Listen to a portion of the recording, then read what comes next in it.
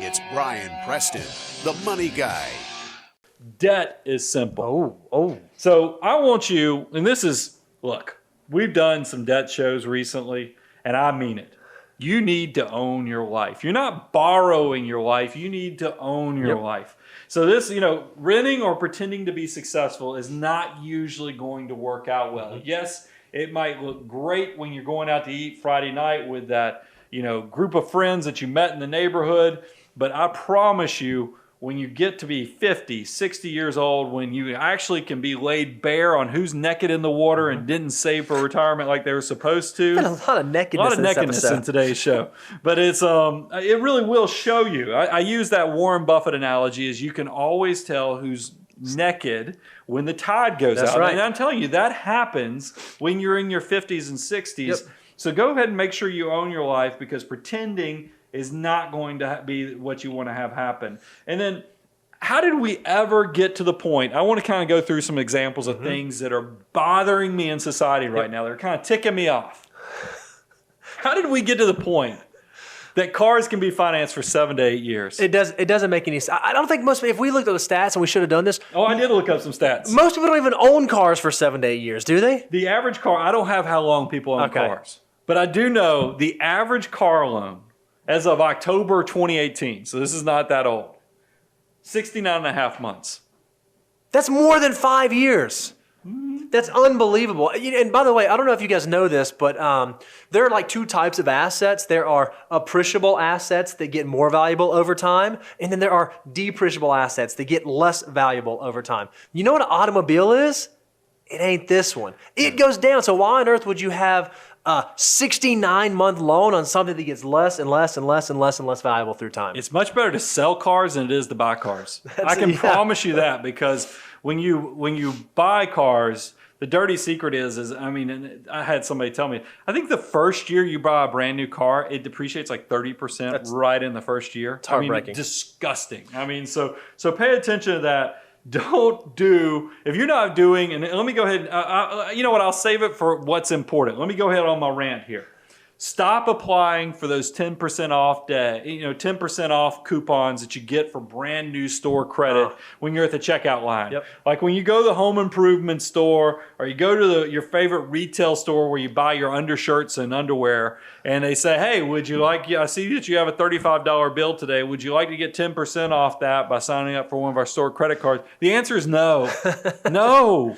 I don't need to have $350 off my $35, because this will haunt you. I can promise you these things will haunt you, and that $3.50 will be made up by late fees, high interest. It's predatory, so stay away from that. This is so Pavlovian. I'm a simple man. I'm really easy to read. And my wife knows that one of the things that gets me really excited is like a good deal or saving money on something. Oh, yeah. And so it's so funny. Every time we ever go out shopping together, and we're at the counter and we ring up whatever, they're like, hey, by the way, today you can get 25% off of your order. She always does this to me. She always looks at me and she goes, because she thinks I'm going to be excited about that. But we've done that enough now. She knows. Our answer's still no, even though it'd be it's a ripoff. That's a ripoff. We need a That's straight exactly up right. ripoff. So let's talk about what's important with debt, because debt is simple. Number one, the debt you carry should not exceed 35% of your income. That's total. I'm talking about cars. I'm talking about house. I'm talking about student loans. Everything, 35%. So here's some really easy math. Go take every debt payment you have between your mortgage, car, student loans, credit cards, everything you just said, add them all up, divide by 0.35. Do you make more than that in a month? There's your math. If you don't, we got to work problem. on that. So total mortgage debt. This is your housing. I want you count your principal and interest, your taxes, and your insurance. I don't want it to exceed 25%. I know there's somebody out there on some publication that you read that's going to tell you can do 28%. That's hogwash. It's 25%, because we want you to save that 3% so you actually can go on a vacation or build some memories with your kids. Don't run it up to what they tell you can do. And here's another thing. I want you to have that mortgage paid off before you actually are retired. You're not truly unencumbered and truly financially independent unless you have paid off everybody. So I know that there's a whole mathematical calculation with the deductibility, which is, by the way, getting less with all that much higher standard deduction. But man, it would be nice if you could transition into retirement and have one less stress on your plate, because it's not always about the numbers. A lot of it's about the numbers. but there is something much more powerful to having that debt completely paid for. Credit card debt, what is that? It should not exist. There is no such thing as credit card debt. I love it. It's true. You can have a credit card, but you can never, ever, ever have credit card debt. If you're not paying off your credit cards monthly, you're doing it completely wrong. If you can't pay it off monthly, you got to go the teetotal route of, like Dave Ramsey and others have talked about. You just don't even get credit cards because you don't have the discipline to use it. Number 4, keep student loans below anticipated first year of salary. So if you're in school right now or you have loved ones in school, try to keep those student loans down. I did see something. It's all over the news right now.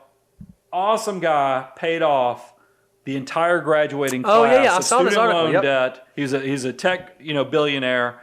What an awesome thing. I mean, God bless this guy for paying off that $40 million of debt. I will tell you one thing I've seen nobody talk about in the media that did shock me is that is a small graduating class. How the world do they have $40 million of debt? Yeah, because didn't it come up to like 6 figures per student? It's almost like $100,000 per student. Shame on, and this is something I think our education institutions need to take responsibility to. What are we doing sending out all these students with hundreds of thousands of dollars worth of student loan debt? Do not let that student loan debt get bigger than your first year of anticipated salary. Now look, there's exceptions, of course, for medical doctors and others, but you even need to be careful because there's no reason to come out of school where you're so far in debt that you'll never catch up. But to the gentleman that paid off the $40 million, God bless you. Awesome. I've seen a lot of people that are kind of upset. I'm like, you ought to just say thank you. Yeah. I mean, we need more people that just pay it forward and being generous. Good for him. Let's keep it moving. Hey, and if you are looking for a financial advisor, I know some guys. So come on. We're not, no, thank you. Just throwing it out there. No blank, we're not soliciting him. We're saying thank you to him. Number 5, vehicle loans should follow the 23-8. Oh, yep. I love it. Now, what this means is you go put down, when you buy a car, now realize this is all non-luxury brands.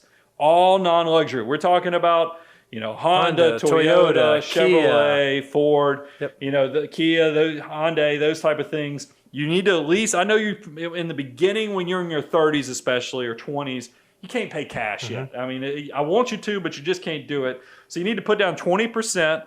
You need to run your amortization table at 3 years. I'm okay if you actually take a 4-year loan, but run the payment at 3 years because that's when I want you to have it paid off. You can do the 4 years because of the flexibility in payment, but you need to have it paid off in 3 years.